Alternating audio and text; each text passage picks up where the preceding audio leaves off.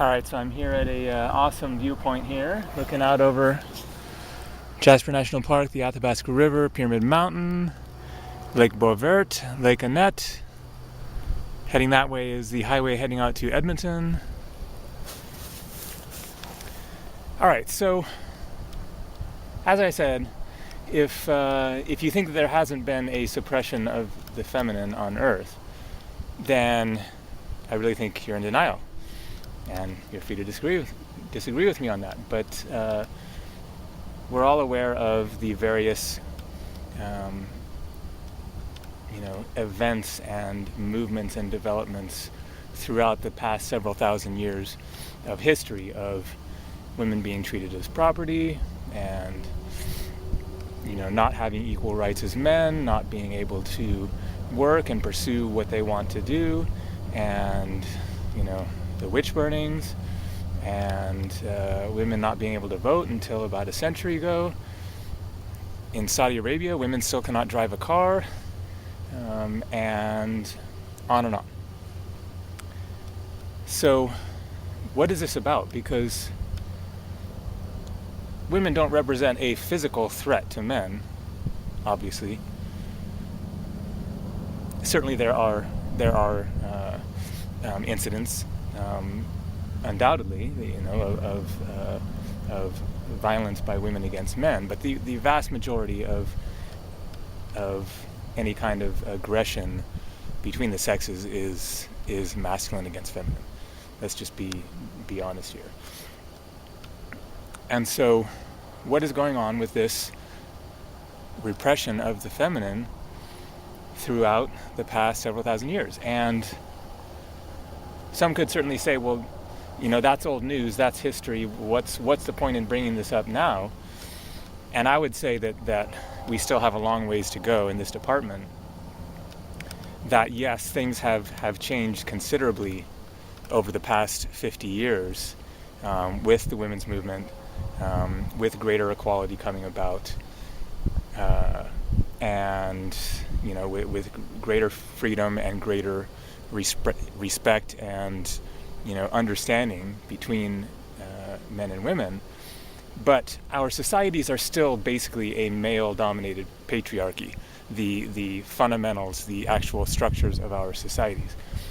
As I see it, it's kind of like we've been on the masculine dominant train for thousands of years, and finally 50 years ago then, or you could say 100 years ago when women finally got the right to vote in the US, and then that led to various other social changes, and then that spread throughout the world, at least to some extent.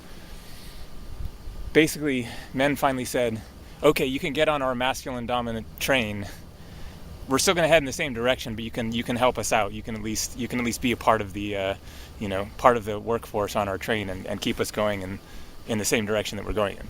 So women have joined the workforce and are doing everything that men used to do. But the basic structure of our societies is still, to a great extent, the same. We still have the same problems around the world of war and aggression and greed and political corruption and all the various social problems that I mentioned at the beginning of this video and whatnot. We're still just driving this train towards a cliff that is a result of, in my view, a suppression of the feminine energy. And so what's the deal here? What's going on? So what this is all about, as I see it, is basically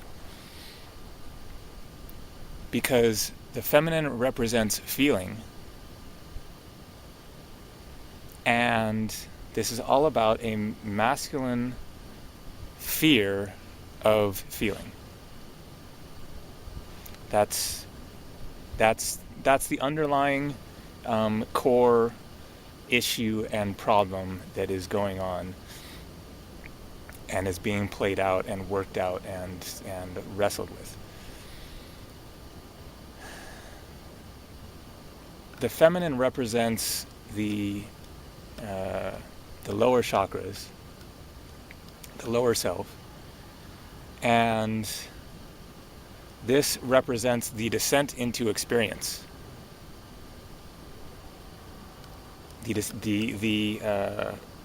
The deeper aspects of the experience of contrast. So I've talked in other videos about how the rainbow spectrum is a good analogy for this 3D world of ours of contrast and differences and uniqueness of experiences, and how this third dimensional realm is a result of the deepest descent into experience of greater density of being. That our true nature of being is one of light, of lightness, of high vibration. And so this world of hard physical matter and having a physical body and everything is part of the descent into deeper experience. And so this is what the chakra system represents. And this is why so many spiritual paths have a upwards focused direction of denying the lower self and saying, focus on the upper self and the third eye and the mind and the thoughts and creative visualization and all this stuff of working with the upper self. And this goes right along with this denial of the feminine and of feeling. And so the upper represents the masculine, and because this experience of contrast has been such a difficult and challenging experience to a great extent, then there is a resentment, you could say, which is an understatement, but a resentment on the part of upper towards the lower.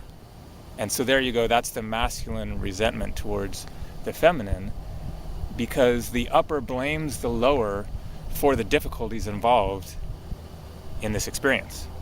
And so the masculine blames the feminine for the difficulties of this experience of contrast, and for bringing up feelings of fear associated with this experience, because fear is a feeling, and feeling causes you to feel whatever is within you. You don't just pick and choose, but energy which represents feeling, which then touches you in that way, in that place within yourself, then inspires you to connect with a part of yourself that mirrors that other energy. And if you're disconnected from that part of yourself, then somebody else's energy mirroring that part of yourself back to you awakens that part of you that is in denial. And so this is what is going on between masculine and feminine, is that the feminine feeling energy connecting with the masculine light of consciousness inspires feeling in the masculine, which brings up the masculine fear, and the masculine then wants to suppress that fear.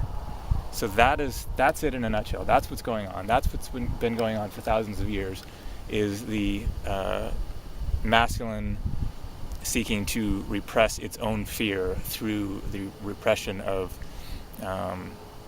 women and real feminine power, which is a very deep-rooted feeling, emotional energy, which has not been allowed to truly be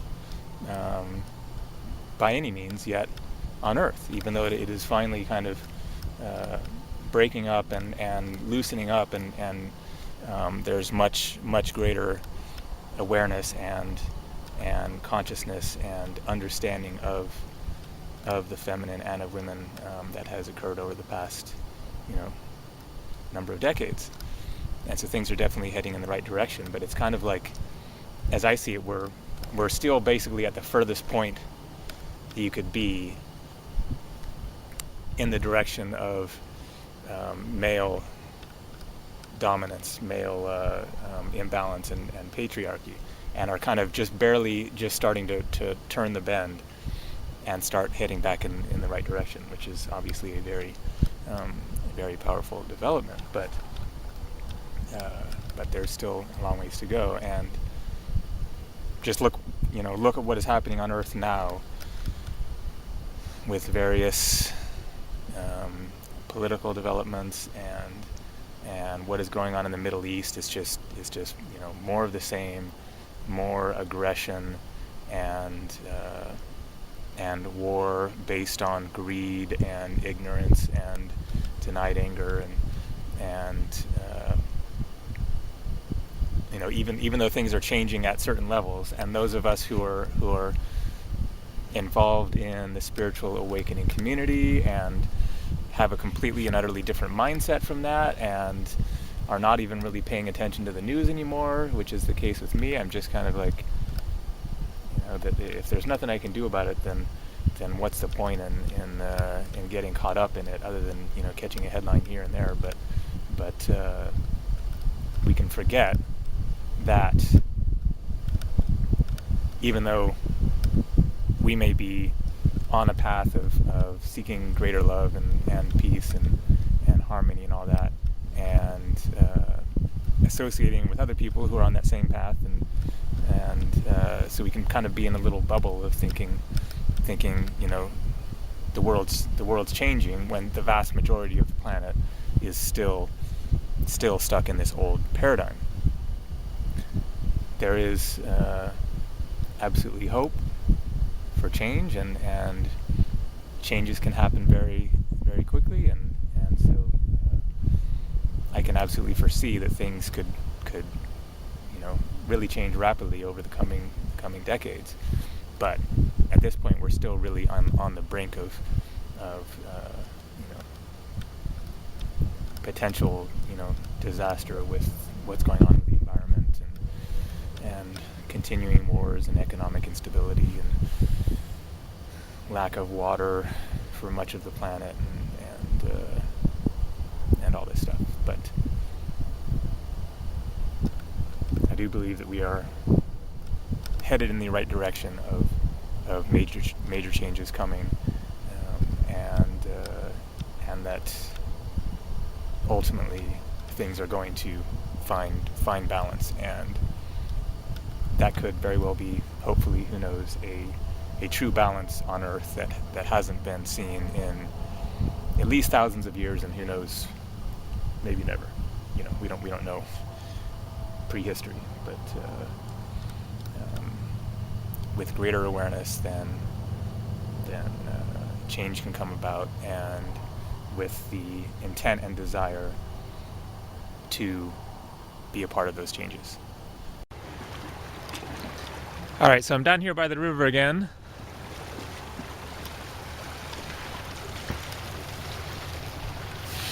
I just thought that I would tack on to the end here a couple of minutes talking about, well, what then is the ultimate solution here? So I'm going to keep on walking back into town here and try to wrap this up relatively briefly, even though it's a big topic, of course. But the ultimate solution is that the masculine needs to get more in touch with feeling. That's what it comes down to. And of course, it is not, it is not black and white. It is not men are all the problem and to blame, and women are the victims, and that's all that there is to it. But in my view, then, it has been to a great extent a matter of masculine suppression of the feminine energy, the feminine wanting to a greater extent come into balance and be honored and allowed to be free and allowed to exist and express the truth of their being, and the masculine being resistant to that or disconnected from that, or outright seeking to repress that energy. And so that is about disconnection from feeling. Love is a feeling. Love is not a thought. One can have loving thoughts, but that isn't really love without a presence of feeling to go along with it. And so the problem is a disconnect within the masculine energy from feminine feeling. And you cannot honor outside of yourself that which you are denying within yourself. That's just one of the basic fundamental spiritual principles of this universe. That's the way it works, is that we mirror each other, and so you can't shine light on something without which you are not shining light on within. And so the masculine needs to go deeper into feeling. That's what it comes down to. It's pretty basic and straightforward, really. And get in touch with those fears within that I mentioned previously that the masculine is suppressing. And I will mention here that the way that the masculine oftentimes deals with that fear is by converting it into anger. And this is a whole nother topic, but anger is fear reversed outwards. Anger is a way of dealing with fear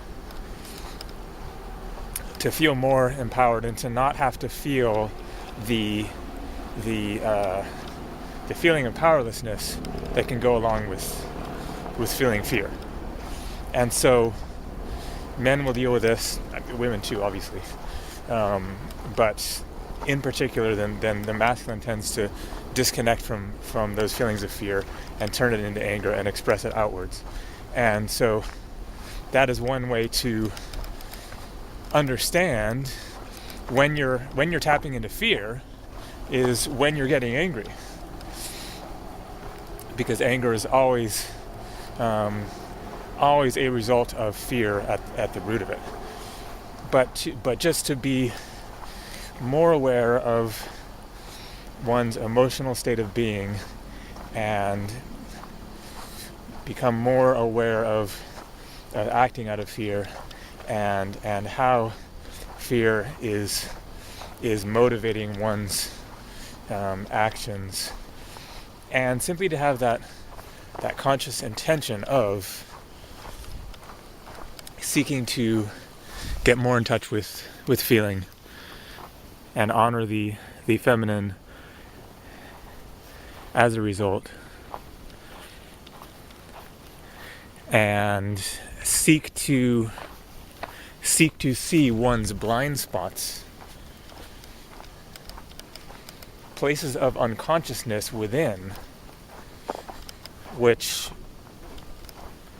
if you allow yourself to actually acknowledge and then enter in some way those blank spots, those dark places within, and how exactly to do that is a whole nother topic. But just having the conscious intention and seeking to go deeper within one's consciousness in order to find the connection with the feminine within, with one's real feelings, and work with what comes up, including, if it may be, anger, fear, powerlessness, judgment against someone else, and seeing to what extent that is a projection of one's own self-judgment and self-denial. So just becoming more conscious, more aware of what is really going on within, and finding ways to work with it, and to seek through the power of your consciousness to get in touch with deeper parts of the soul and bring them into the conscious awareness, and then that will guide one to the next step, to the next layer, because there are many layers of denial within the vast majority of people that need to be confronted and acknowledged and dealt with and worked through, in order to get to a place of the truth, the core of one's being, love. But as long as people are not connected with that place within themselves, then they aren't manifesting it, and they aren't acting from that place. So, alright, I'm back to the highway here. A few minutes walk further into town. Alright, take care.